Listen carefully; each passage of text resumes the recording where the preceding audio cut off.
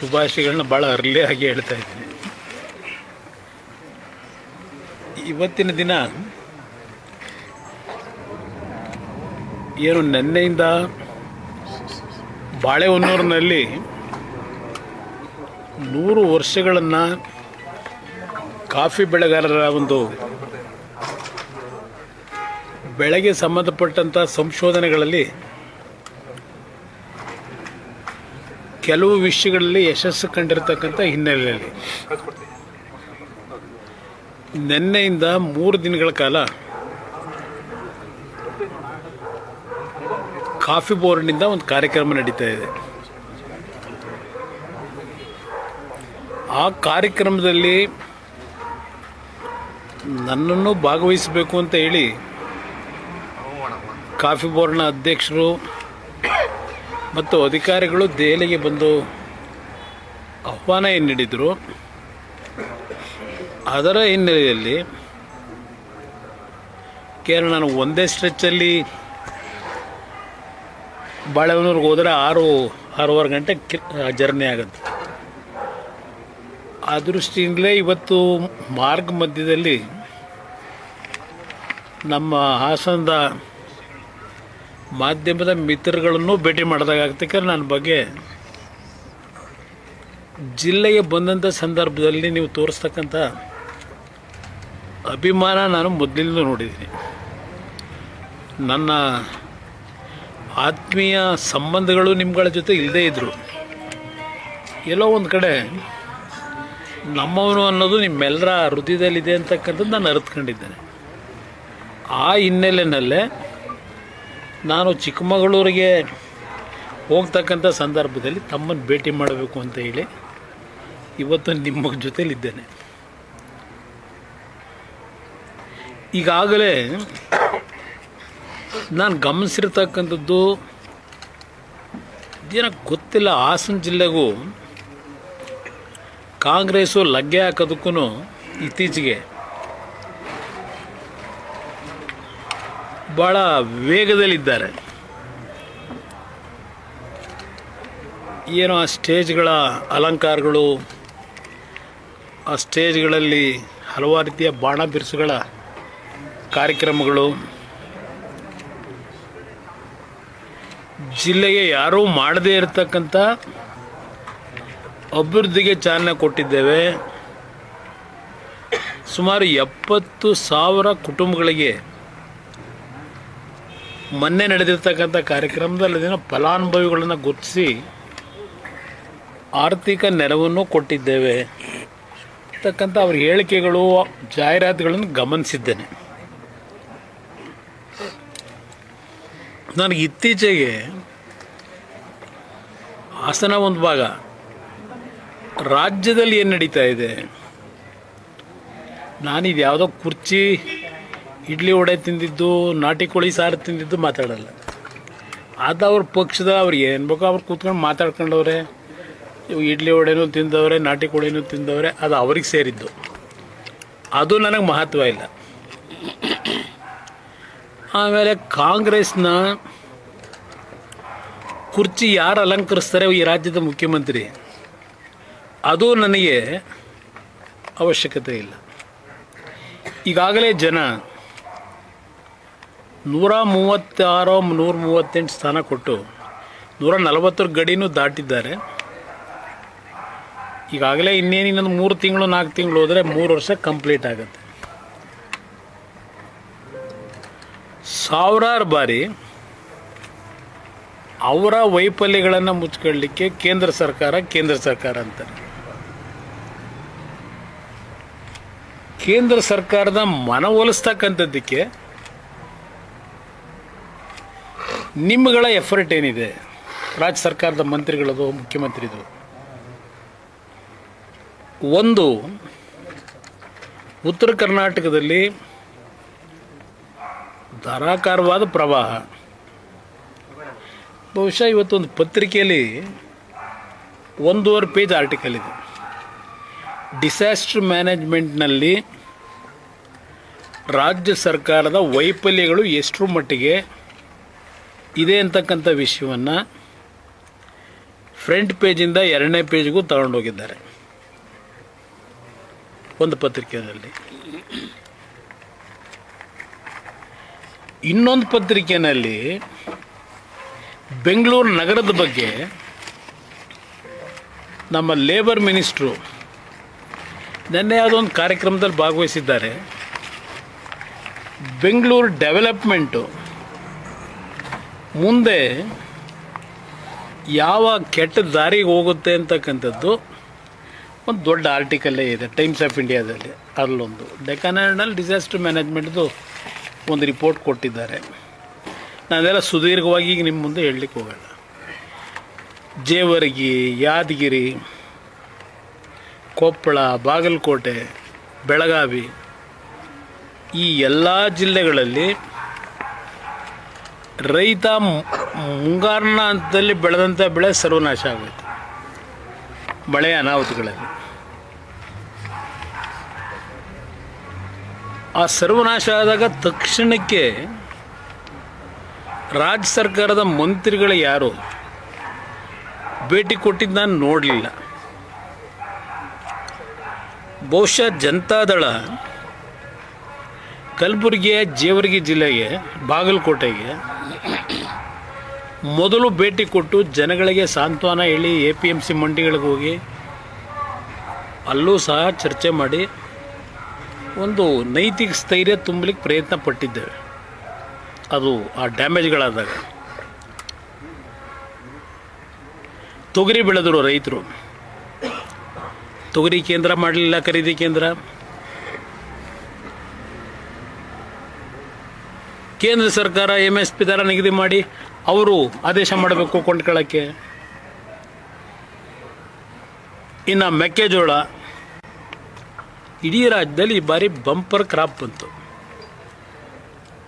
ರಾಜ್ಯದ ಹಲವಾರು ಪ್ರದೇಶಗಳಲ್ಲಿ, ದಾವಣಗೆರೆ ಇರಲಿ, ಹಾವೇರಿ ಇರಲಿ, ಗದಗ ಇರಲಿ, ಈಗ ಹಲವಾರು ಪ್ರದೇಶಗಳಲ್ಲಿ ಮೆಕ್ಕೆಜೋಳ ಬೆಳೆದಂಥ ರೈತರು ಸುಮಾರು 10-15 ದಿನ ರಸ್ತೆಗಳಲ್ಲಿ ಪ್ರತಿಭಟನೆ ಮಾಡೋದು. ಆ MSP ದರ ಕೇಂದ್ರ ಸರ್ಕಾರ 2,500 ಅಂತ ನಿಗದಿ ಮಾಡ್ಕೊಂಡಿದ್ದಾರೆ.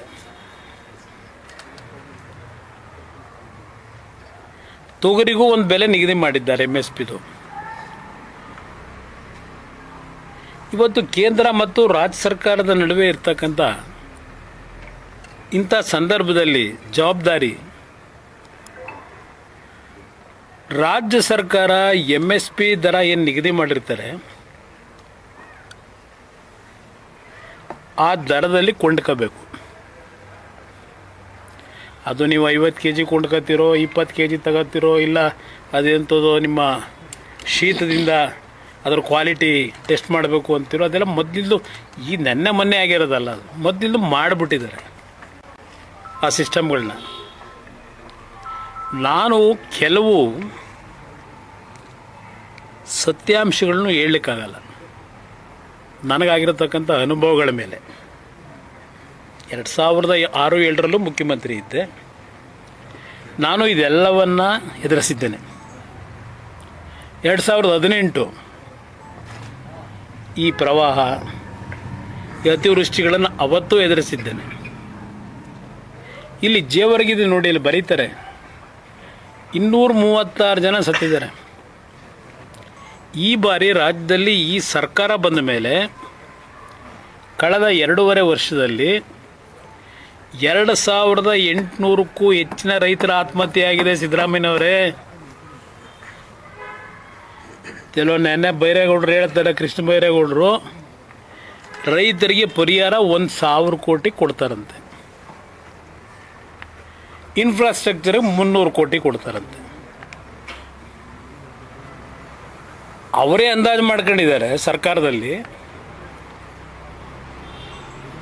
ಈ ಡಿಸಾಸ್ಟರ್ ಮ್ಯಾನೇಜ್ಮೆಂಟಲ್ಲಿ ಆಗಿರತಕ್ಕಂಥ ಅನಾಹುತಗಳಲ್ಲಿ 1,02,000 ಕೋಟಿ ಲಾಸ್ ಆಗಿದೆ ಅಂತ ಹೇಳ್ತಾರೆ. 1,02,000 ಕೋಟಿ ರೈತನಿಗೆ ಲಾಸ್ ಆಗಿದ್ರೆ, ಇನ್ಫ್ರಾಸ್ಟ್ರಕ್ಚರ್ಗೆ ಲಾಸ್ ಆಗಿದ್ರೆ 1,000 ಕೋಟಿ ನೀವು ಏನು ಮಾಡ್ತೀರಿ?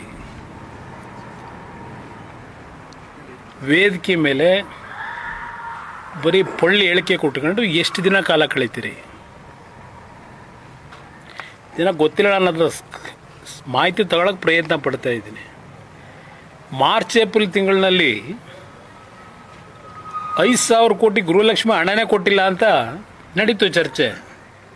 ಅದನ್ನು ಎಷ್ಟು ಲೈಟ್ರ್ ವೇನಲ್ಲಿ ತಗೊಂಡ್ರು?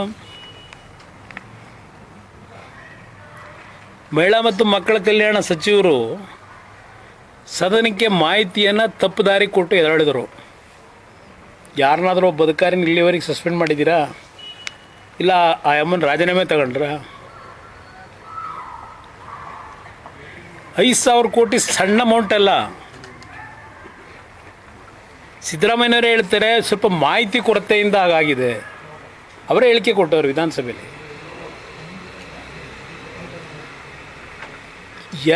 ಮಾರ್ಚ್ ಏಪ್ರಿಲ್ ಎಷ್ಟು ತಿಂಗಳಾಗಿದೆ? ನಿಮ್ಮ ಫೈನಾನ್ಸ್ ಮಿನಿಸ್ಟ್ರು, ನೀವು ಅತ್ಯಂತ ಬಹುಶಃ ಅಮೇರಿಕಾದವರು ನಿಮ್ಮಂಥ ಫೈನಾನ್ಸ್ ಮಿನಿಸ್ಟ್ರು ಇನ್ನೂ ಬಂದಿಲ್ಲ. ಟ್ರಂಪ್ಗೆ ಸಿಕ್ಕಿಲ್ಲ ನಿಮ್ಮಂಥ ಫೈನಾನ್ಸ್ ಮಿನಿಸ್ಟ್ರು. ನಿಮ್ಮ ಕಾಲದಲ್ಲಿ 5,000 ಕೋಟಿ ಹಣ ಎಲ್ಲಿದೆ ಅನ್ನೋದು ನಿಮಗೆ ಗೊತ್ತಿಲ್ಲ ಅಂದರೆ ದುಡ್ಡು ರಿಲೀಸ್ ಮಾಡೋರು ನೀವು, ನಿಮ್ಮ ಇಲಾಖೆ ಎಷ್ಟು ಸಲೀಸಾಗಿ ಕೂತ್ಕೊಂಡಿದ್ದೀರಿ? ಏನು ಬಾಲು ಅವತ್ತಿದ್ರು ಇದನ್ನ ಹೇಳ್ಬೇಕಪ್ಪ, ಅವನು ಸೀನಿಯರ್ ಲೀಡರ್. ಅಸೆಂಬ್ಲಿ ಒಳಗೆ ಏನೇನಾಯ್ತು ಅವತ್ತು? 5,000 ಕೋಟಿ ಹುಡುಗಾಟನ ಬಿಡಿದ್ರು. ಇನ್ನು ಪಾಪ ರಾಜಣ್ಣ ಹೇಳ್ತಾನೆ ಇದ್ದರು, ಈ ವರ್ಷ 34 ಲಕ್ಷ ರೈತರಿಗೆ ಸಹಕಾರಿ ಬ್ಯಾಂಕ್ನಲ್ಲಿ 24,000 ಕೋಟಿ ರೈತನಿಗೆ ಸಾಲ ಕೊಡ್ತೀವಿ ಅಂತ. ಏನು ಲೀಡ್ರೆ? ಅವ್ರೇನು ಕೊಡಲ್ಲ. ನಾವು ಒಂದು ನಿಮಿಷ ಹೇಳಿದ್ರೋ ಇಲ್ವೋ? ನಿಮ್ಮ ಸಹಕಾರಿ ಬ್ಯಾಂಕಿಂದ ಕೊಡ್ತೀನಿ ಅಂತ ಅವರೇ ಘೋಷಣೆ ಮಾಡಿದರು, ನಾವೇನು ಕೊಡಪ್ಪ ಅಂತ ಹೇಳಿರಲಿಲ್ಲ. ಈಗ ನವಂಬರ್ ತಿಂಗಳವರೆಗೆ 12,000 ಕೋಟಿ ಕೊಟ್ಟವರಂತೆ. ಅದು ಕೊಟ್ಟಿಲ್ಲ ದುಡ್ಡನ್ನ. ಅದೆಲ್ಲ ಅಲ್ಲಲ್ಲೇ ಅಡ್ಜಸ್ಟ್ಮೆಂಟ್ ಮಾಡ್ಕೋತಾರಲ್ಲ. ಅವ್ರಿಗೆ ಗೊತ್ತು, ನನಗೆ ಗೊತ್ತಿಲ್ಲ. ಕೋಆಪರೇಟಿವ್ ಸಾಲ ಕೊಟ್ಟಿದ್ದ ಮರುಪಾವತಿ ಆಗಿರುತ್ತೆ, ಪುನಃ ಅವ್ರಿಗೆ ಹೋಗಿರುತ್ತೆ ಅಷ್ಟೇ. ಹೊಸ ಸಾಲ ಕೊಟ್ಟಿಲ್ಲ. ಅದಕ್ಕೆ ಮಾತಾಡ್ತಿದ್ರು, ಅದೆಲ್ಲೋ ಕೇಂದ್ರ ಸರ್ಕಾರದಲ್ಲಿ ನಬಾರ್ಡಿಂದ ನಮಗೆ ಕಟ್ ಶಾರ್ಟ್ ಮಾಡಿಬಿಟ್ಟವ್ರೆ ದುಡ್ಡು ಕೊಡೋದನ್ನ. ಇದೊಂದು ರೀಸನ್ ಕೊಡೋದು. 34 ಲಕ್ಷ ರೈತರಿಗೆ ಕೊಡ್ತೀವಿ ಅಂದರು. 24 ಲಕ್ಷ ಜನಕ್ಕೆ ಸಿಕ್ಕಿದೆ ದುಡ್ಡು. ಅಂದರೆ ದುಡ್ಡು ಸಿಕ್ಕಿಲ್ಲ, ಅಡ್ಜಸ್ಟ್ಮೆಂಟ್ ಆಗಿದೆ. ಅವ್ರ ಕೋಆಪರೇಟಿವ್ ಅವ್ರು ಹೇಳಬೇಕು ಅದೆಲ್ಲ ಏನೇನಾಗಿದೆ. ಬಹುಶಃ ನಾನು 2 ಬಾರಿ ರಾಜ್ಯದಲ್ಲಿ 2006, 2007, 2018 ಆ ರೈತ ಮಾಡಿದಂಥ ಸಾಲ ಮನ್ನಾ ಮಾಡಿ ಕೋಆಪರೇಟಿವ್ ಬ್ಯಾಂಕ್ಗಳಿಗೆ, TCC ಬ್ಯಾಂಕ್ಗಳಿಗೆ ರೈತನಿಗೆ 1 ಲಕ್ಷ ರೂಪಾಯಿ ಸಾಲ ಮನ್ನಾ ಮಾಡಿದೆ. ಮಾಡಿದ್ರಿಂದ 13 ಬ್ಯಾಂಕ್ಗಳು ಈ ಬ್ಯಾಂಕ್ಗಳು ಉಳಿದೋ ಅವತ್ತು ನಾನು ಕೊಟ್ಟಿದ್ರಿಂದ. ಅವ್ರಿಗೆ ಕೊಟ್ಟೆ ಅಂತೇಳಿ ಸರ್ಕಾರ ಖಜಾನೆ ಖಾಲಿ ಆಯಿತು ಅಂತ ಹೇಳಿಲ್ಲ ಇವ್ರ ಥರ. ಒಂದೊಂದು MLA ಕ್ಷೇತ್ರಕ್ಕೆ ಎಷ್ಟೆಷ್ಟು ಕೋಟಿ ದುಡ್ಡು ಕೊಟ್ಟಿದ್ದೀವಿ ಅನ್ನೋದನ್ನ ಅಂಕಿಅಂಶ ಹೇಳ್ಬೇಕು. ಅವರು ಸಿದ್ದರಾಮಯ್ಯ ಶ್ವೇತಪತ್ರ ಹೊರಡಿಸ್ಲಿ. ಇನ್ನೇನು ಬಜೆಟ್ ಮಂಡನೆ ಮಾಡ್ತಾರೆ. ಬಹುಶಃ ಹೋದ ವರ್ಷ 4,09,000 ಕೋಟಿ ಏನೋ ಮಾಡಿರಬೇಕು ಬಜೆಟು. ಈ ವರ್ಷ 4,70,000 ಕೋಟಿಗೆ ಹೋಯ್ತಾರಂತೆ. ಸಾಲ ಎಷ್ಟಕ್ಕೆ ಹೋಗ್ಬೋದು? 785 ಇದೆ. ಹತ್ತತ್ರ 8.5, 9, 10 ರೀಚ್ ಮಾಡ್ತಾರೆ ಸಿದ್ದರಾಮಯ್ಯನವರು. ಸಾಲ ಮಾಡಬಾರ್ದು ಅಂತ ಯಾರು ಹೇಳ್ತಾರೆ? ಕೇಂದ್ರ ಸರ್ಕಾರ ಸಾಲ ಮಾಡಿಲ್ವಾ? ಕೇಂದ್ರ ಸರ್ಕಾರ ಸಾಲ ಮಾಡಿದರೆ ಸುಮಾರು 11 ಲಕ್ಷ ಕೋಟಿ ಕ್ಯಾಪಿಟಲ್ ಅಸೆಟ್ಗೆ ಸಾಲ ಮಾಡಿದ್ರೆ ಕೇಂದ್ರ ಸರ್ಕಾರ. ನೀವು ಸಾಲ ಮಾಡಿ ಎಷ್ಟು ಕ್ಯಾಪಿಟಲ್ನ ಅಸೆಟ್ನ ಕ್ರಿಯೇಟ್ ಮಾಡಿದ್ದೀರಿ ಕರ್ನಾಟಕದಲ್ಲಿ? ಅದೇನೋ ಭದ್ರಾ ಮೇಲ್ದಂಡಕ್ಕೆ ದುಡ್ಡು ಕೊಡಲಿಲ್ಲ, ಅದೇನೋ ಪೆರಿಫೆರಿಯಲ್ ರಿಂಗ್ ರೋಡಿಗೆ ದುಡ್ಡು ಕೊಡಲಿಲ್ಲ. ಯಾತಿಗೆ ಕೊಡ್ತಾ ಇಲ್ಲ ನಿಮಗೆ? ಕೇಂದ್ರ ಸರ್ಕಾರದಿಂದ ಕೊಡ್ತಕ್ಕಂಥ ಹಲವಾರು ಯೋಜನೆಗಳಿಗೆ ನಿಮ್ಮಲ್ಲಿ ಶಿಸ್ತುಬದ್ಧವಾದಂಥ ಗುಣಾತ್ಮಕವಂಥ ಕೆಲಸಗಳು ಮಾಡಿಲ್ಲ. ಈಗ ನಿಮ್ಮ ಜಲ ಮಿಷನ್ನೇ ಕೇಂದ್ರ ಸರ್ಕಾರದಿಂದ 11,000 ಕೋಟಿ ಕಟ್ಟಾಗಿದೆ. ಈಗ 11-13 ಕಟ್ಟಾಗಿದೆ. ಯಾಕೆ ಕಟ್ ಮಾಡಿದ್ದೀವಿ ಅಂತ ಕೇಂದ್ರ ಸರ್ಕಾರದಲ್ಲಿ ನೀರಾವರಿ ಸಚಿವರು ಪಾರ್ಲಿಮೆಂಟ್ನಲ್ಲೇ ಹೇಳೋರೆ. ಇದು ನಿಮ್ಮಲ್ಲಿರೋ ನ್ಯೂನ್ಯತೆ. ಸುಮ್ಮನೆ ಅದೇಂಥದ್ದು GBA ಮಾಡ್ತೀನಿ, ಕನಕಪುರನೂ ಬೆಂಗಳೂರಿಗೆ ಸೇರಿಸ್ತೀನಿ, ಮಾಗಡಿನೂ ಬೆಂಗಳೂರಿಗೆ ಸೇರಿಸ್ತೀನಿ, ಅವು ಯಾವ ಚಿಲ್ಲರೆಗಳೆಲ್ಲ ನನ್ನಿಂದ ಬೆಳೆದವು. ಏನು ಮಾಡೋನು ಕುಮಾರಸ್ವಾಮಿ ಅಂತಾರೆ, ಏನು ಕೊಟ್ಟವನೇ ಕುಮಾರಸ್ವಾಮಿ ಅಂತಾರೆ. ಅವ್ರ ಕಣ್ಣೆದುರಿಗೆ ಅವ್ರ ಕ್ಷೇತ್ರದಲ್ಲಿ ನಾನು ಏನು ಕೆಲಸ ಮಾಡಿದ್ದೀನಿ ಕಣ್ಣೆದುರಿಗಿದೆ ಜನಗಳ ಹತ್ರ. ನನಗೇನು ಅದ್ರ ಬಗ್ಗೆ ಅವರಿಂದ ಯಾರಿಂದಲೂ ಸರ್ಟಿಫಿಕೇಟು ಬೇಕಿಲ್ಲ ನನಗೆ. ಬಿಡೋದು ಜನ ಇದ್ದಾರೆ, ಅವ್ರು ಕೊಟ್ಕೊತಾರೆ ಮುಂದಕ್ಕೆ. ಮಾತೆತ್ತಿದ್ದಾರೆ ಕುಮಾರಸ್ವಾಮಿ ಮಂಡ್ಯ ಜಿಲ್ಲೆಯಲ್ಲಿ ಕಾರ್ಖಾನೆ ತರಲಿಲ್ಲ, ನಮ್ಮ ತಾಲೂಕಲ್ಲಿ 500 ಎಕರೆ ಕೊಡ್ತೀವಿ, ನಮ್ಮ ತಾಲೂಕು ಬಂದ್ರೆ 300 ಕೊಡ್ತೀವಿ. ಈ ಹೇಳಿಕೆ ಮಾಧ್ಯಮಗಳಲ್ಲಿ ಕೊಡ್ತಾವೆ. ಅದು ಹೆಂಗೆ MLA ಕೊಡೋಕ್ಕಾಯ್ತದೆ? ಭೂಮಿನ ಕೊಡೋಕ್ಕಾಯ್ತದಪ್ಪ MLA? ಎಲ್ಲಿಂದ ತಂದು ಕೊಡ್ತಾರೆ? ನಾನು ಮುಖ್ಯಮಂತ್ರಿಗೆ ಪತ್ರ ಬರೆದೆ. ಇವತ್ತು ಕೇಂದ್ರದಲ್ಲಿ ಯಾವ ರೇರ್ ಅರ್ತ್ ಮ್ಯಾಗ್ನೆಟ್ನ ಪ್ರೊಡಕ್ಷನ್ ಮಾಡಲಿಕ್ಕೆ ಚೈನಾಗೆ ಕಾಂಪೀಟ್ ಮಾಡ್ತಾ ಇದ್ದೀವಿ. ಅದು ನನ್ನ ಕಲ್ಪನೆ 2018ರಲ್ಲೇ ಇಟ್ಟಿದ್ದೆ. 9 ಕಡೆ ಇಂಡಸ್ಟ್ರಿಯಲ್ ಕ್ಲಸ್ಟರ್ ಮಾಡಬೇಕು ಅಂತ. ಈ ಜಿಲ್ಲೆನ ಯಾರ್ಯಾರು ನಿರ್ನಾಮ ಮಾಡಿದ್ರು ಅನ್ನೋದನ್ನ ಮುಂದೆ ಹೇಳ್ತೀನಿ, ಈ ಹೇಳಲ್ಲ. ಅಭಿವೃದ್ಧಿ ಅಂತಕ್ಕಂಥದ್ದನ್ನು ಯಾರ್ಯಾರಿಂದ ಈ ಜಿಲ್ಲೆಗೆ ಅನಾಹುತ ಮಾಡಿದ್ರು, ಯಾವ ಪಕ್ಷಗಳು ಮಾಡಿದೆ ಲೂಟಿ ಹೊಡೆಯೋಕ್ಕೋಸ್ಕರ, ಈಗ ನಾನು ಮಾತಾಡೋ ಪರಿಸ್ಥಿತಿಲಿ ಇಲ್ಲ. ಹೇಳ್ತೀನಿ, ಅದು ಕಾಲ ಬರುತ್ತೆ.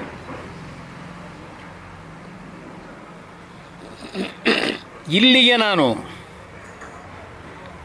ಸ್ಯಾನಿಟರಿ ಎಕ್ವಿಪ್ಮೆಂಟ್ಗಳು ಒಂದು ದೊಡ್ಡ ಇಂಡಸ್ಟ್ರಿಯಲ್ ಹಬ್ ಮಾಡಬೇಕು ಅಂತ ಹೇಳಿ ಆ 9 ಇಂಡಸ್ಟ್ರಿಯಲ್ ಹಬ್ಬಲ್ಲಿ ಹಾಸನಕ್ಕೊಂದು ಕೊಟ್ಟರೆ ನಾನು ಅಧಿಕಾರದಿಂದ ಕಿತ್ತಾಕಿ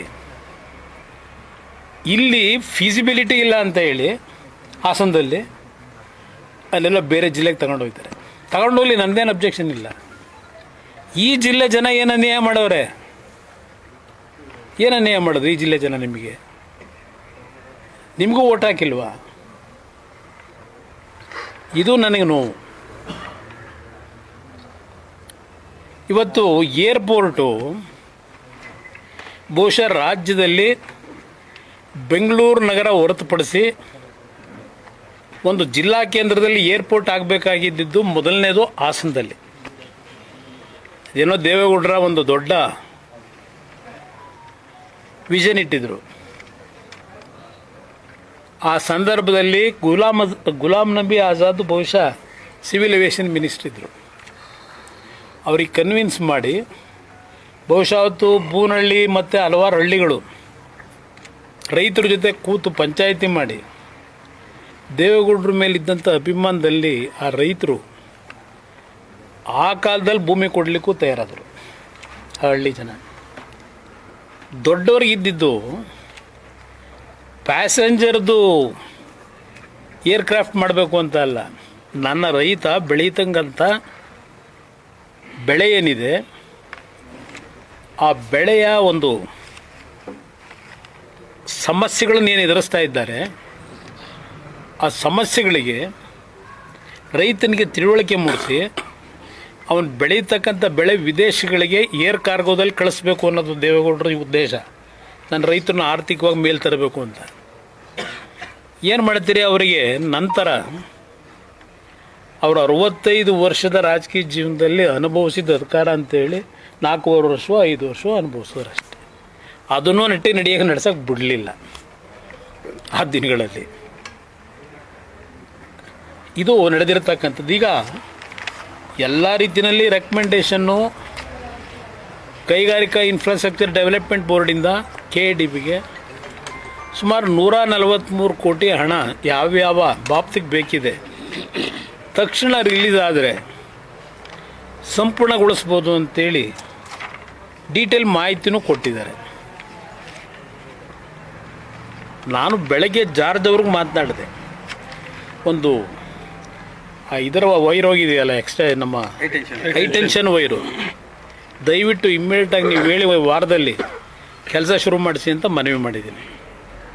ಈಗಾಗಲೇ 17 ಕೋಟಿ ದುಡ್ಡು ಕೊಟ್ಟವರೇನೋ ಇನ್ನೂ 24 ಕೋಟಿ ಏನೋ ಕೇಳ್ತಾ ಇದ್ದಾರೆ ಅಂತ ಒಂದು ರಿಪೋರ್ಟ್ ಬಂತು. ರೈತರದ್ದು ಕೆಲವು ಸಮಸ್ಯೆ ಇದೆ. ನಮ್ಮ ಮಾಧ್ಯಮದ ಸ್ನೇಹಿತರ ಮುಖಾಂತರ ಹೇಳ್ತೀನಿ, ದೇವೇಗೌಡರ ಮಗನಾಗಿ ದೇವೇಗೌಡರು ಇಲ್ಲೇನು ವಿಮಾನ ನಿಲ್ದಾಣ ಆಗಬೇಕು ಅಂತ ಹೇಳಿ ಅವತ್ತು ನಿಮ್ಮಿಂದ ಭೂಮಿ ಪಡೆಯತಕ್ಕಂಥಲ್ಲಿ ಮನವೊಲಿಸಿದ್ರು. ಯಾವುದೇ ಕುಟುಂಬಕ್ಕೆ ಅನ್ಯಾಯ ಆಗದೆ ಇರತಕ್ಕಂಥ, ಯಾಕೆಂದರೆ ಅಲ್ಲಿ ಹಲವಾರು ರೀತಿಯ ಅಕ್ರಮಗಳಾಗಿದೆ, ಗೊತ್ತಿದೆ ನನಗೆ ಏನೇನಾಗಿದೆ ಅಂತ ಹೇಳಿ. ರೈತರು ಭೂಮಿಗಳೇ ಇಲ್ಲ ಅಂತ ಹೇಳಿ ರೈತರು ಭೂಮಿನೇ ಇವತ್ತು ಕಣ್ಮರೆ ಮಾಡೋರೆ, ಇದೆಲ್ಲ ಇದೆ. ಸ್ಮಶಾನದ ಸಮಸ್ಯೆ ಇದೆ. ನೀವು ಯಾರೂ ಹೆದರಬೇಡಿ, ನಿಮ್ಮ ಆಶೀರ್ವಾದದಲ್ಲಿ ನಾನು ದೇವ್ರನ್ನ ನಂಬಿದ್ದೀನಿ. ಏಕೆಂದರೆ ನಮ್ಮ ಕುಟುಂಬ ದೇವ್ರನ್ನ ನಂಬೇ ಬಂದಿರೋದು. ನಾನು 2 ಬಾರಿ ಮುಖ್ಯಮಂತ್ರಿ ಆದಾಗಲೂ ದಿನ ದೇವಸ್ಥಾನಕ್ಕೆ ಕೂತ್ಕೊಂಡು ರುದ್ರಾಕ್ಷಿ ಮಾಲೆ ಹಾಕೊಂಡು ಪೂಜೆ ಮಾಡಿಲ್ಲ. ದೇವಸ್ಥಾನಕ್ಕೆ ಯಾರಾದ್ರು ಕರ್ಕೊಂಡು ಹೋದರೆ ನಾನು ಇನ್ನು 4 ಜನಕ್ಕೆ ಒಳ್ಳೇದು ಮಾಡಿಸಪ್ಪ ಅಂತ ಹೇಳಿದ್ದೀನಿ. 2 ಬಾರಿ ನಾನು ಮುಖ್ಯಮಂತ್ರಿ ಆಗಿದ್ದು ರಾಜ್ಯದ ಜನ ಮಾಡಿದ್ರೆ ಆ ಭಗವಂತ ಇಚ್ಛೆಲ್ಲ ಆದೆ. ಹಾಸನ ಜಿಲ್ಲೆ ಒಂದಕ್ಕಲ್ಲ, ಈ ರಾಜ್ಯಕ್ಕೆ ನಾನು ಕೊಟ್ಟಂಥ ಕೊಡುಗೆ ಇದೆಯಲ್ಲ, ಇತಿಹಾಸ ಅದು. ಇವತ್ತು ಹೇಳಿದ್ದಾರೆ ಕೆಲವರು ಅದು ಕೃಷ್ಣದೇವರಾಯನ ಕಾಲ ಅಂತ, ನನ್ನ ಮುಂದೆ ಹೇಳಿದ್ದಾರೆ ಭಾಳ ಜನ. ಇವತ್ತು ಕೇಂದ್ರದಲ್ಲಿ ನರೇಂದ್ರ ಮೋದಿಯವರು ನನಗೆ ಕೊಟ್ಟಂಥ ಜವಾಬ್ದಾರಿ, ಆ ಇಲಾಖೆಗಳು ಏನು ಪರಿಸ್ಥಿತಿ ಇತ್ತು ಅನ್ನೋದು ಗೊತ್ತು ನನಗೆ. HMT, VASL ಕ್ಲೋಸ್ ಆಗಿದೆ. ಇವತ್ತು RINL ಪ್ರಾರಂಭ ಮಾಡಿದೆ ಆಂಧ್ರದಲ್ಲಿ, ಸಂಪೂರ್ಣ ಬಂದಾಗಿತ್ತು. 11 ವರ್ಷ ಮ್ಯಾಕ್ಸಿಮಮ್ ಪ್ರೊಡಕ್ಷನ್ ಇವತ್ತು ಅಲ್ಲಿ 21,000 metric ton per day production ಆಗ್ತಾಯಿದೆ. ಇಂಟರ್ನಲ್ಲಿ ಅದನ್ನು ಮಾರಿಸ್ಬೇಕು ಅಂತ ಹಲವಾರು ಸಬಟೇಜ್ಗಳು ನಡೀತಾ ಇದೆ. ಅದೆಲ್ಲ ಓವರ್ಲುಕ್ ಮಾಡಿ RINLಗೆ ಲೈಫ್ ಕೊಟ್ಟು ಆ ಜನ ಇವತ್ತು ನೆನ್ಕೋತಾರಲ್ಲಿ. ಅದೇ ಕೆಲಸ ಇವತ್ತು ಹಲವಾರು ಸಮಸ್ಯೆಗಳಿದ್ದರು. ವಿಶ್ವೇಶ್ವರಯ್ಯ ಸ್ಟೀಲ್ ಪ್ಲ್ಯಾಂಟು, HMT ನನ್ನದೇ ಆದಂಥ ರೀತಿಯಲ್ಲಿ ಕೆಲವು ಅದನ್ನು ಜೀವ ಕೊಡಲಿಕ್ಕೆ ಏನೇನು ಮಾಡಬೇಕು ಮಾಡ್ತಾಯಿದ್ದೀನಿ. ಇದು ನಿಮ್ಮ ಗಮನಕ್ಕೆ ತರ್ತೀನಿ.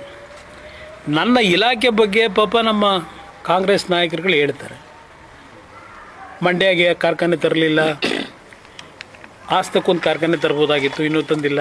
ಯಾವುದೋ NTPC ಹೇಳಿದ್ರು, ನ್ಯಾಷನಲ್ ಟೆಕ್ಸ್ಟೈಲ್ ಕಾರ್ಪೊರೇಷನ್ ಏನೋ ಹೇಳಿದ್ರು. ಇವತ್ತು ಬೆಳಗ್ಗೆ ಬರ್ಬೇಕಾದ್ರೆ ಹೇಳ್ತಿದ್ರು, ನೋಡಂತೆ.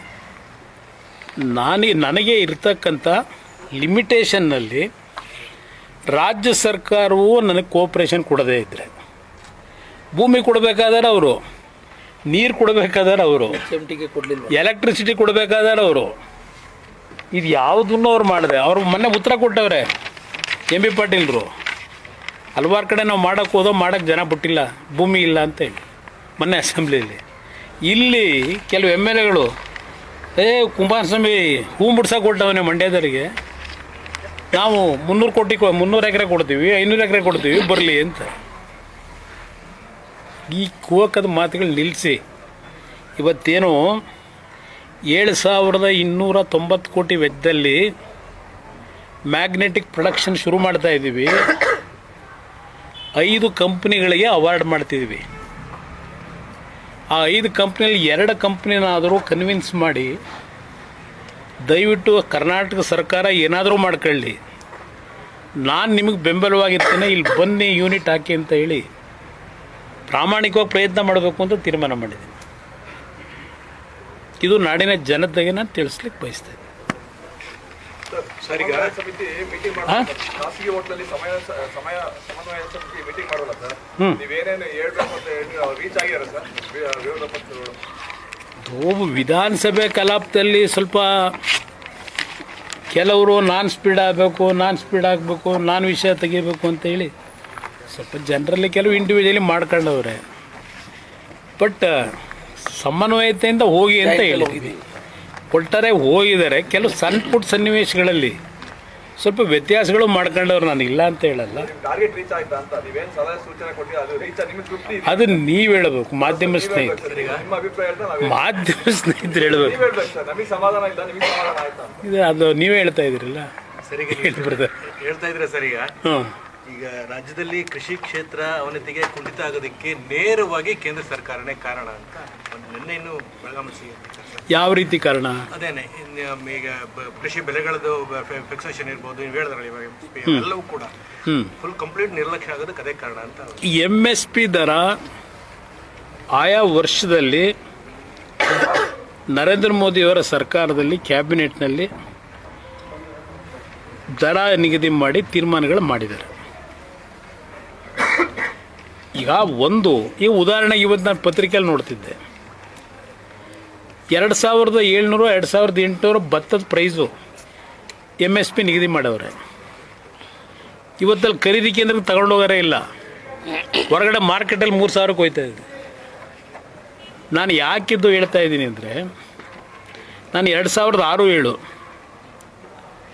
ಮುಖ್ಯಮಂತ್ರಿ ಇದ್ದಾಗ ರಾಯಚೂರಿನಲ್ಲಿ ಅದು ಭಾಳ ಉತ್ಕೃಷ್ಟವಾದಂಥ ಭತ್ತ ಬೆಳೀತಾರೆ. ಭತ್ತದ ರೇಟ್ನ ಈ ಮಧ್ಯವರ್ತಿಗಳು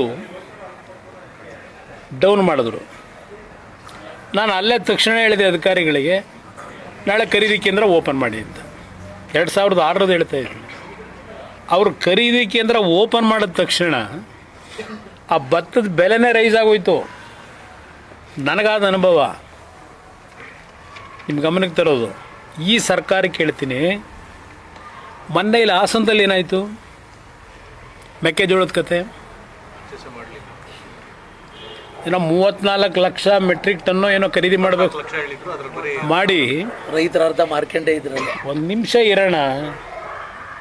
ಅದು ನಿಮ್ಮ ಮಿಡ್ಲ್ ಮ್ಯಾನ್ಗಳಿದ್ರಲ್ಲ, ನಾನು ಜಾತಿ ಹೆಸರಲ್ಲಿ ಹೇಳಲ್ಲ, ಆ ಮಿಡ್ಲ್ ಮ್ಯಾನ್ಗಳು ಕಳೆದ ವರ್ಷ ಖರೀದಿ ಮಾಡಿ ಇಟ್ಟಿದ್ದೆಲ್ಲ ಶೇಖರಣೆ ಮಾಡಿ ಆಲ್ಮೋಸ್ಟ್ ಆಲ್ 24 ಲಕ್ಷ ಮೆಟ್ರಿಕ್ ಟನ್ನ KMFನಲ್ಲಿ ಖರೀದಿ ಮಾಡ್ಕೋತಾರೆ.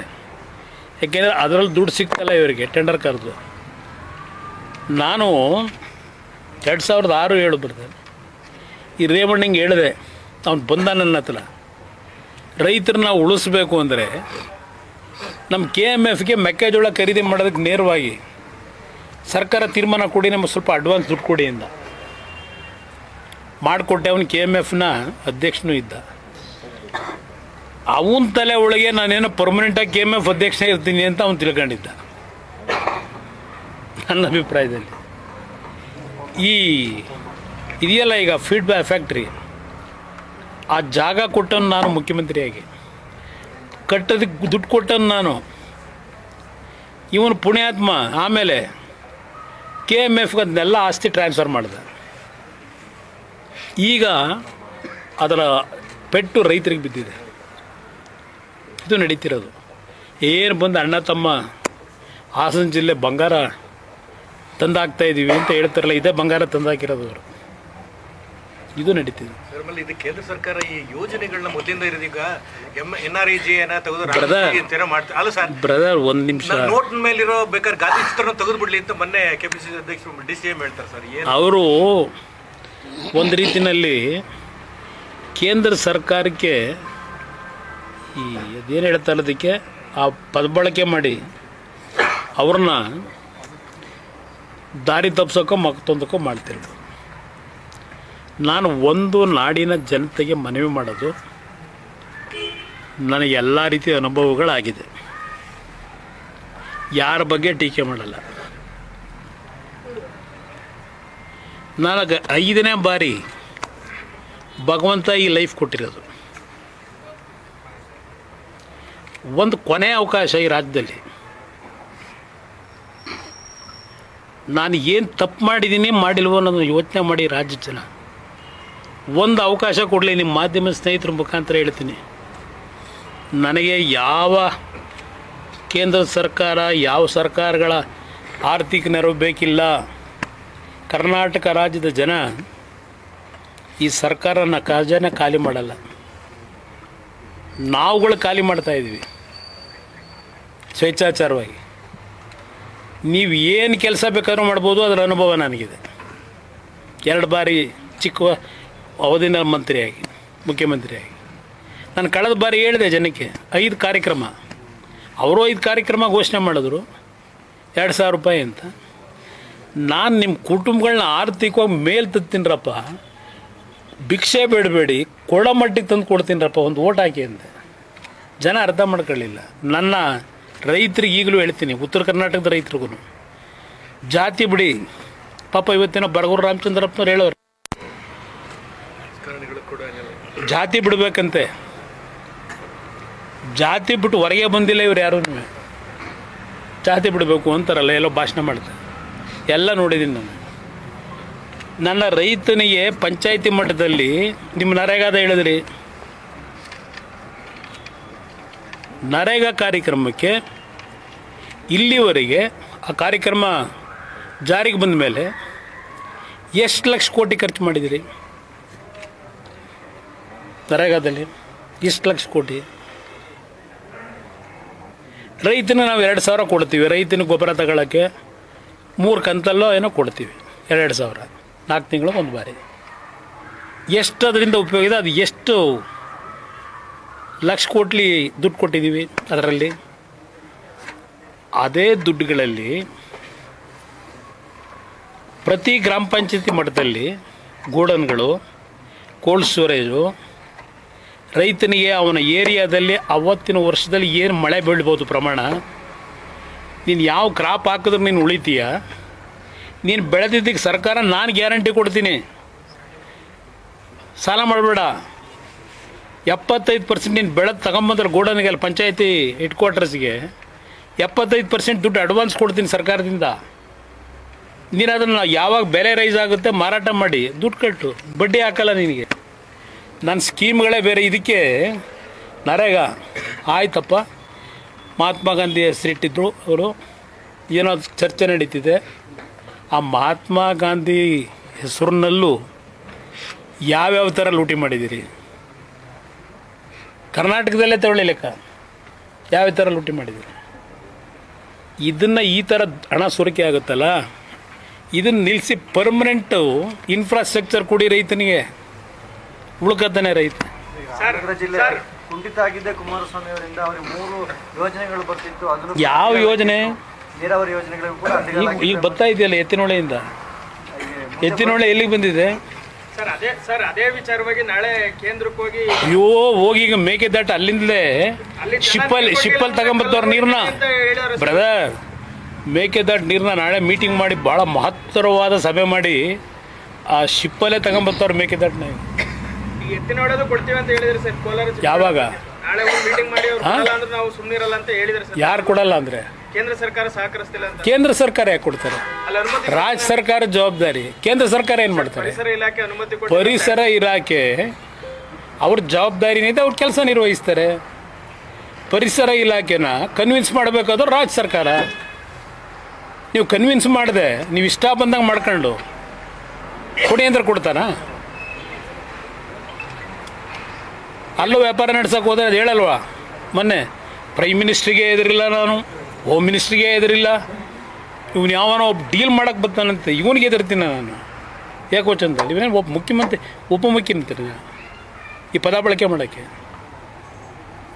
ಸರ್, ಅಹಿಂದ ಹೆಸರಲ್ಲಿ ಅದೇ ವರ್ಷ ಸಿಎಂ ಸಿದ್ದರಾಮಯ್ಯ ಮಜಾ ಮಾಡಿದಂತ ನೀವು ಹೇಳಿದ್ಗ ಯಾವ ಅಹಿಂದ? ಅಲ್ಲ ಸರ್, ಸಿಎಂ ಸಿದ್ದರಾಮಯ್ಯ ಹೇಳಿದಕ್ಕೆ ಕ್ವಶನ್ ಕೇಳಿದ್ರೆ ಗರಂ ಮಾಡ್ತಾರೆ. ಅವ್ರದ್ದೇನ್ ಕೊಡುಗೆ ಅಹಿಂದಾಗೆ? ಅವ್ರು ಹೇಳ್ಬೇಕಪ್ಪ, ಏನ್ ಕೊಡುಗೆ ಕೊಟ್ಟಿ ಅಹಿಂದಾಗ ಅವ್ರು ಏನು ಕೊಡುಗೆ ಕೊಟ್ಟವ್ರು ಹೇಳ್ಬೇಕು. ಗರಂ ಮಾಡ್ತಾರೆ ಸರ್. ಮೆಸೇಜ್ ಕೇಂದ್ರ ಸಚಿವರಿಗೆ ಕೇಳಿ ಅಂತ ಕೂಡ ಗರಂ ಮಾಡ್ತಾರೆ. ಅಹಿಂದ ಅದು ಅವರ ಬದುಕಿಗೆ ಅದನ್ನು ಇಟ್ಕೊಂಡವ್ರೆ. ಅಹಿಂದ ವರ್ಗದ ಜನರ ಬದುಕಿಗೆ ಅಹಿಂದ ಇಟ್ಟಿಲ್ಲ ಅವರು, ಅವರ ರಾಜಕೀಯ ಬದುಕಿಗೋಸ್ಕರವಾಗಿ ಇಟ್ಕೊಂಡವ್ರೆ. ನೀವು ಮಂಡ್ಯಕ್ಕೆ ಏನು ಕೊಡುಗೆ ಕೊಟ್ಟಿದ್ದೀರಾ? ಆಮೇಲೆ ಜನ ಮಾತಾಡ್ತಾರೆ ಬನ್ನಿ, ಮಾಡಿದ್ದೀರಿ ಅಂತ ನೀವು ಹೇಳ್ತೀರಾ. ಮಂಡ್ಯಕ್ಕೆ ಏನು ನಿಮ್ಮ ಕೊಡುಗೆ ಏನು? ಜನ ಮಾತಾಡ್ತಾರೆ ಬನ್ನಿ, ಕೇಂದ್ರ ಕಳಿಸಿದಾರೆ ಅಂತ ಕೇಳೋದು. ಜನ ಮಾತಾಡ್ತಾರೆ. ನಾನು ಯಾಕೆ ಮಂಡ್ಯ ಜನ ಮಾತಾಡ್ತಾರೆ. ಸರ್, ನೀವು ಪದೇ ಪದೇ ಎತ್ತಿನ ಹೊಳೆ ಯೋಜನೆ ನೀರು ಎಲ್ಲೆಲ್ಲಿಗೆ ಹರಿಸ್ತೀವಿ? ನಾನು 12 ವರ್ಷ ಆಯ್ತು ಹೇಳಿ. ಐ ಥಿಂಕ್ 2013ರಲ್ಲೋ 14ರಲ್ಲೋ ಪಾರ್ಲಿಮೆಂಟ್ ಚುನಾವಣೆ ಟೈಮಲ್ಲಿ ಅಲ್ಲಿ ಗುದ್ಲಿ ಪೂಜೆ ಮಾಡಿದ್ರು ಚಿಕ್ಕಬಳ್ಳಾಪುರದಲ್ಲಿ. 2 ವರ್ಷದಲ್ಲೋ 1 ವರ್ಷದಲ್ಲೋ ಕೊಡ್ತೀವಿ ನೀರನ್ನ ಅಂತ. ಎಷ್ಟು ವರ್ಷ ಆಯ್ತು ಈಗ? ದುಡ್ಡು ಎಷ್ಟು ಖರ್ಚು ಮಾಡೋರೆ, ಎಷ್ಟು ನೀರು ಸಿಗುತ್ತೆ ಅಂತ ಈಗ ಅಂದಾಜು ಮಾಡೋರೆ. ನೀರು ಕೊಡಿ, ನಾನು ಅಭಿನಂದಿಸ್ತೀನಿ ನಿಮಗೆ, ನಾನು ವಿರೋಧ ಮಾಡ್ತಿಲ್ಲ. ಎತ್ತಿನ ಹೊಳೆ ನೀರು ಕೊಡ್ತೀವಿ, ಎತ್ತಿನ ಹೊಳೆ ನೀರು ಕೊಡ್ತೀವಿ ಅಂತ ಹೇಳಿ ಆ ಚಿಕ್ಕಬಳ್ಳಾಪುರ, ಕೋಲಾರ, ಬೆಂಗಳೂರು ಗ್ರಾಮಾಂತರಕ್ಕೆ ಆ ರೊತ್ ನೀರನ್ನ ಕೊಟ್ಟು ಆ ಜನಗಳನ್ನ ಸರ್ವನಾಶ ಮಾಡ್ತಾ ಇದ್ದೀನಿ. ನಾನು 18ರಲ್ಲಿ ಹೇಳಿದೆ ಟೆರ್ಷಿಯರಿ ಪ್ಲ್ಯಾಂಟ್ ಹಾಕ್ತೀನಿ, ನೀರು ಕೊಡಬೇಡಿ ಇಂದೆ ನಾನು ಇದ್ದ 14 ತಿಂಗಳಲ್ಲಿ. ಟೊಮೊಟೊನ ತಗೋತಿಲ್ಲ, ಅಲ್ಲಿ ಬೆಳೆಯ ಮೆಟೀರಿಯಲ್ನ ಯಾರು ಕೊಂಡ್ಕೊಳ್ಳಲ್ಲ ಇವತ್ತಲ್ಲಿ. ₹100 ಡೌನ್. ಇದು ಪರಿಸ್ಥಿತಿ. ಎಷ್ಟು ದಿವಸ ಬೇಕು ಎತ್ತಿನ ಹೊಳೆ? ಜೂನು ಅಂದರು. ಯಾವ ಜೂನು ಕೊಡ್ತಾರೆ? ಎಷ್ಟು ಸಾವಿರ ಕೋಟಿ ಖರ್ಚು ಮಾಡಿದ್ರು? ಏರಿಕೆ ಆಗ್ತಾನೆ ಇದೆ. ಹಾಂ, ಏರ್ತಾ ಇದೆ. ಇಂಧನ ಮಾಧ್ಯಮ ಸ್ನೇಹಿತರಿಗೆ ಎಲ್ಲರೂ ಬರೋದ್ರಿ. ಬಹುಶಃ ಎತ್ತಿನ ಹೊಳೆ ನೀರು ಬರಲ್ಲ, ಎತ್ತಿನ ಹೊಳೆ ಪೈಪ್ ಲೈನ್ ಆಗ್ತಾ ಇರೋದು ಆನೆಗಳು ಓಡಾಡೋಕ್ಕೆ ಅಂತ ನೀವೇ ಬರ್ತಿದ್ದೀರಿ, ನೋಡಿದ್ದೀನಿ ಅದನ್ನ. ಸರ್, ಈಗ ಒಂದಂತೂ ಸ್ಪಷ್ಟ ಅನ್ಬೋದ ಸರ್, ಈಗ ನಿಮ್ಮ ಇಲಾಖೆ ಸಂಬಂಧಪಟ್ಟ ಹಾಗೆ ಇಲ್ಲಿ ಕರ್ನಾಟಕ ರಾಜ್ಯದಲ್ಲಿ ಯಾವುದೇ ಅಭಿವೃದ್ಧಿ ಕೆಲಸ ನೀವು ಮಾಡಕ್ ಆಗ್ತಾ ಇಲ್ಲ ಅನ್ನೋದು. ಬ್ರದರ್, ಒಂದು ನಿಮಿಷ. ನನ್ನ ಹತ್ರ 2 ಇಲಾಖೆ ಇದೆ, ಡೆಲ್ಲಿನಲ್ಲಿ ಪ್ರಧಾನಮಂತ್ರಿಗಳು ಕೊಟ್ಟಿದ್ದಾರೆ. ಒಂದು ಹೆವಿ ಇಂಡಸ್ಟ್ರಿ, ಇನ್ನೊಂದು ಸ್ಟೀಲ್ ಮಿನಿಸ್ಟ್ರಿ. ಸ್ಟೀಲ್ ಮಿನಿಸ್ಟ್ರಿಗಿರೋದು ಬಜೆಟು 7 ಕೋಟಿ ಸ್ಟೀಲ್ ಮಿನಿಸ್ಟ್ರಿಗೆ. ಇಲ್ಲಿ ಹೆವಿ ಇಂಡಸ್ಟ್ರಿಗೆ ಒಂದು PM ಅವರ ಒಂದು ವಿಷನ್ 2070ಗೆ 0 ಕಾರ್ಬನ್ ಮಾಡಬೇಕು ಅಂತ.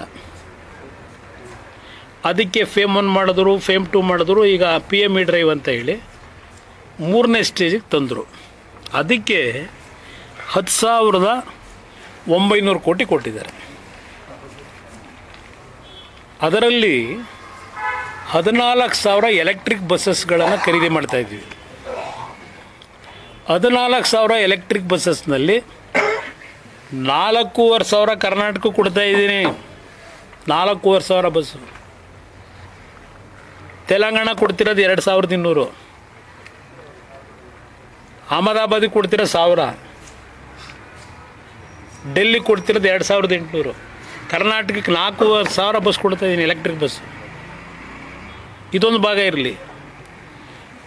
ನಮ್ಮ ಇಲಾಖೆ ಇಂಡಸ್ಟ್ರಿಗಳನ್ನು ಫಾರಮ್ ಮಾಡೋದಕ್ಕಿಲ್ಲ, ಅದು ರಾಜ್ಯ ಸರ್ಕಾರದ ವ್ಯಾಪ್ತಿಗೆ ಬರೋದು. ನಮ್ಮ ಇಲಾಖೆ ಇರೋದು ಪಾಲಿಸಿಗಳನ್ನು ಮಾಡೋದು. ಹಲವಾರು ಇಂಟರ್ನ್ಯಾಷನಲ್ ಕಂಟ್ರಿಗಳಲ್ಲಿ ನಮ್ಮ ಆಟೋಮೊಬೈಲ್ ಇಂಡಸ್ಟ್ರಿ,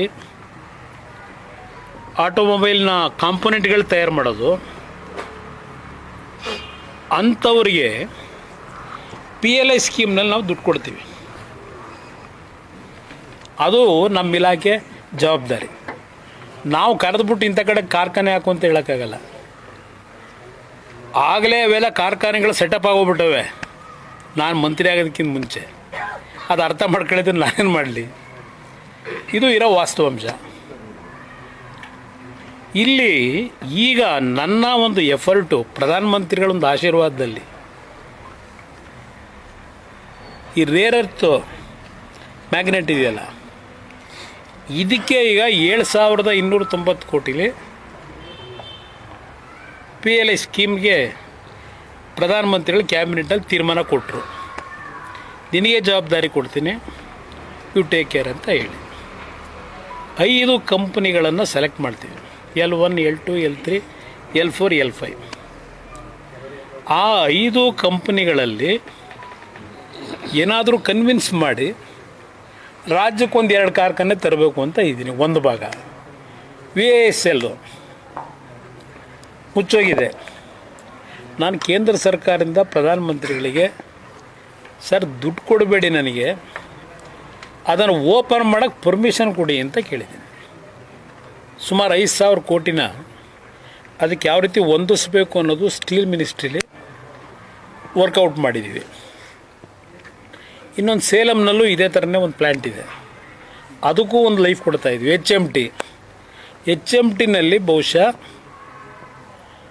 ಹಲವಾರು ರೀತಿಯ ಕೆಲವು ಯೋಜನೆಗಳಿಗೆ ಈಗಾಗಲೇ ಒಂದು ಕಮಿಟಿ ಮಾಡಿ, ಸಾರಸ್ವತ್ ಅಂತ ಹೇಳಿ ನೀತಿ ಆಯೋಗದ ಮೆಂಬರು, ಅವರ ಅಧ್ಯಕ್ಷತೆಯಲ್ಲೇ ಒಂದು ಕಮಿಟಿ ಮಾಡಿ ಅವರೊಂದು ರೆಕಮೆಂಡೇಷನ್ ಮಾಡೋರಿಗೆ ಎಚ್ ಎಮ್ ಟಿನಲ್ಲಿ ಏನು ಮಾಡ್ಬೋದು ಅಂತ.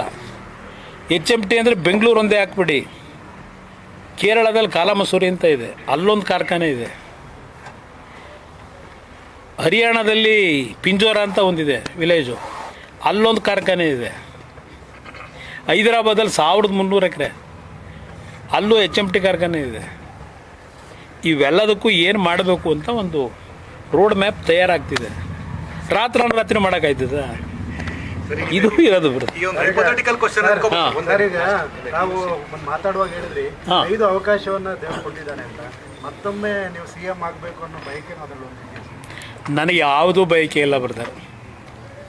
ನನ್ನ ಮನಸ್ಸಿನಲ್ಲಿ ಬಯಕೆ ಇರೋದು ಬದುಕಿರೋವರೆಗೆ ನನ್ನ ಮೇಲೆ ವಿಶ್ವಾಸ ಇಟ್ಟು ಬರ್ತಕ್ಕಂಥ ಬಡವ ಅವನಲ್ಲ, ಅವನಿಗೆ ಏನಾದರೂ ಒಂದು ಮಾನಸಿಕವಾಗಿ ಶಕ್ತಿ ತುಂಬಕ್ಕೆ ಸಾಧ್ಯವ ಅದು ಮಾಡಬೇಕು ಅನ್ನೋದು. ನಾಳೆ ಬೆಳಗ್ಗೆ ಇಲ್ಲಪ್ಪ ಮತ್ತು ನಾನು ಮುಖ್ಯಮಂತ್ರಿ ಆಗಬೇಕು, ನಾಳೆ ಮತ್ತೆಲ್ಲೆಲ್ಲೋ ಇನ್ನೇನೋ ಆಗಬೇಕು, ಯಾವುದೂ ನನಗೆ ನೋಡಾಗಿದೆ. ಎಲ್ಲ ನಾನು ದೇವರೇ ಕೊಟ್ಟವನೇ. ಇವತ್ತು ಸಮಾಜ ಹೆಂಗೆ ನಡೀತಿದೆ ಅನ್ನೋದು ನೋಡಿದ್ದೀನಿ. ನಾನು ಮೊನ್ನೆ ಕುವೆಂಪು ಕಾರ್ಯಕ್ರಮದಲ್ಲಿ ಡೆಲ್ಲಿಲಿ ಹೇಳಿದೆ, ಒಂದು 8-10 ಜನ ಸ್ವಾಮಿಗಳಿದ್ದರು. ನನ್ನ ಪರಿಸ್ಥಿತಿ ಯಾವ ಥರ ಇದ್ದೀನಿ ಅಂದರೆ, ಯಾರ ಕೈಗೂ ಸಿಗದೆ ಯಾವುದಾದ್ರೂ ಒಂದು ಅರಣ್ಯದಲ್ಲಿ ಹೋಗ್ಬಿಟ್ಟು ಗುಪ್ತವಾಗಿರಬೇಕು ಅನ್ನೋ ಮಟ್ಟಕ್ಕೆ ಬಂದುಬಿಟ್ಟಿದ್ದೀನಿ ಈಗ ಅಂತ ಸ್ವಾಮಿಗಳಿಗೇನೆ. ಸಮಾಜ ನೀವು ಭಗವದ್ಗೀತೆ ನಾನು ಯಾಕೆ ಹೇಳಿದೆ ಬ್ರದರ್? ಇವತ್ತು ಸಮಾಜ ಎಲ್ಲಿಗೆ ತರ್ತಾ ಇದ್ದೀವಿ? ಎಲ್ಲ ಕೊಟ್ಟ ಭಗವಂತ. ವರ್ಲ್ಡಿಗೆ ಚಾಲೆಂಜ್ ಮಾಡ್ತೀವಿ ಈ ದೇಶ. ಅದು ಮೊಘಲರು ಲೂಟಿ ಮಾಡಿದ್ರು, ಈಸ್ಟ್ ಇಂಡಿಯಾ ಕಂಪ್ನಿ ಲೂಟಿ ಮಾಡ್ಕೊಂಡು ಹೋದರು, ಆದರೂ ಈ ದೇಶ ಬದುಕಿದೆ. ಈಗ ಯಾರು ಲೂಟಿ ಮಾಡ್ತಾವ್ರೆ? ಈಗಲೂ ಇದೆ ಸಂಪತ್ತು. ಇದೆಲ್ಲ ನೋಡಿದಾಗ ಬೇಕಾ ನಮಗಿದು? ನಾವು ಹಳ್ಳೀಲಿ ಮೊದಲು ನಮ್ಮ ಮಕ್ಕಳಿಗೆ ಗೊತ್ತಾಗಲ್ಲ ಬ್ರದರ್. ನಾವು ಬೆಳಗ್ಗೆ ಎದ್ದು ಮನೆಯಿಂದ ಹೊರಗಡೆ ಕೈ ಕಾಲು ಮುಖ ತೊಳ್ಕೊಂಡು ಇದ್ಲಲ್ಲಿ ಹಲ್ಲುಜ್ಬಿಟ್ಟು, ಆಗ ನಮ್ಮ ಹಳ್ಳಿ ಹೆಣ್ಮಕ್ಳು ಒಲೆ ಮುಂದೆ ರಾಗಿ ರೊಟ್ಟಿ ಮಾಡೋರು. ಆಮೇಲೆ ಇದರಲ್ಲಿ ಇದು ಹಂಚು ಕಾಯಿಸ್ತಾರಲ್ಲ, ಕಾಯ್ತಾ ಕೂತ್ಗಳು ಬಿಸಿ ಬಿಸಿಯಾಗಿ ತಿನ್ನಬೇಕು. ಆ ದಿನ ಹೆಂಗಿತ್ತು ಅಂತ ಈಗಲೂ ನೆನ್ಕತ್ತೆ. ಇವತ್ತೆಲ್ಲ ಕೊಟ್ಟವನು ಭಗವಂತ. ಇದು ತಗೊಂಡು ಏನು ಮಾಡೋದು? ನಿದ್ದೆ ಮಾಡಲ್ಲ ಯಾವನೂ. ಈಗ ನಿಮ್ಮ ಲೀಡ್ರ್ ಯಾರು ಮುಖ್ಯಮಂತ್ರಿ ಆಗಬೇಕು ಅಂತ ನಿದ್ದೆ ಮಾಡ್ತಾನೆ? ನಿದ್ದೆ ಬರುತ್ತಾ? ಸರ್, ಇದೊಂದು ಪ್ರಶ್ನೆ hypothetical ಅನ್ಕೋಬಹುದು. ಹೇಳಿ ಬ್ರದರ್. ಈಗ ನೀವು NDA ಪಾರ್ಟ್ನರ್ ಇದ್ದೀರಿ ಸರ್. ಈಗ ಕೇಂದ್ರದಲ್ಲಿ ರೆಬೆಲ್ ಅವರೆಲ್ಲ ಕೂಡ ನಿಮ್ಮನ್ನು ಬಂದು ನಿಮ್ಮ ಮನೆಯಲ್ಲಿ ಭೇಟಿ ಮಾಡಿದ್ರು. ಇಲ್ಲಿ ಒಂದು ವಿಂಗು ಭಾಳ ರೆಬೆಲ್ ಆಗಿ ಅವ್ರು ಯಾವುದೇ ಕಾರಣಕ್ಕೂ ಮುಂದುವರಿಬಾರ್ದು ಅಂತ ಹೇಳಿ ಇದೆ. ನೀವು NDA ಪಾರ್ಟ್ನರ್ ಆಗಿ ಅವ್ರಿಗೆ ಏನಾದರೂ ಸಲಹೆ ಕೊಟ್ಟಿದ್ರೆ ಅಥವಾ ನಿಮ್ಮ ಇಂಟೆನ್ಷನ್? ನಾನು ಬ್ರದರ್, ಅವ್ರು ಬಂದರು, ಕಾಫಿ ಕುಡಿಸ್ದೆ, ಒಳ್ಳೇದಾಗಲ್ರಪ್ಪ ಅಂತ ಕಳಿಸ್ದೆ. ಈಗ MP ಗಳು ಸೇರ್ತೀವಿ, ಬಸವರಾಜ ಬೊಮ್ಮಾಯಿ ಅವರು, ನಾನು, ಅಲ್ಲಿಂದ PC ಮೋಹನ್, ಸೀನಿಯರ್ ಲೀಡರ್ಗಳು ಸೇರ್ತೀವಿ. ಕೆಲವು ಚರ್ಚೆ ಮಾಡ್ಕೋತೀವಿ ಏನೇನು ಯಾವ ಥರ ಹೋಗಬೇಕು ಅಂತ. ಒಂದೊಂದು ಥರ ಒಬ್ಬೊಬ್ರದ್ದು ಒಂದೊಂದು ಮೈಂಡ್ ಇದೆ. ಅಲ್ಟಿಮೇಟ್ಲಿ ತೀರ್ಮಾನ ಮಾಡೋರು ಡೆಲ್ಲಿಲಿ. ನೋಡೋಣ ಎಲ್ಲೆಲ್ಲಿಗೆ ಹೋಗುತ್ತೆ.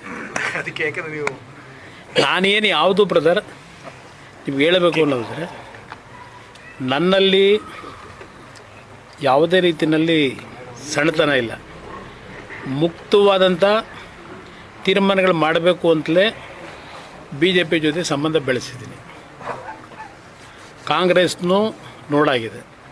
ದೇವೇಗೌಡರು ಬಹುಶಃ ಕಾಂಗ್ರೆಸ್ ನೋಡಿ ಅವ್ರ ಜೀವನ ಎಲ್ಲ ಹಾಳು ಮಾಡ್ಕೊಂಡ್ರು. ದೇವೇಗೌಡರ ಜೀವನ ರಾಜಕೀಯವಾಗಿ ಹಾಳಾಗಬೇಕಾದ್ರೆ ಪ್ರಮುಖ ಕಾರಣ ಇದೇ Congress. Okay, thank you brother. Okay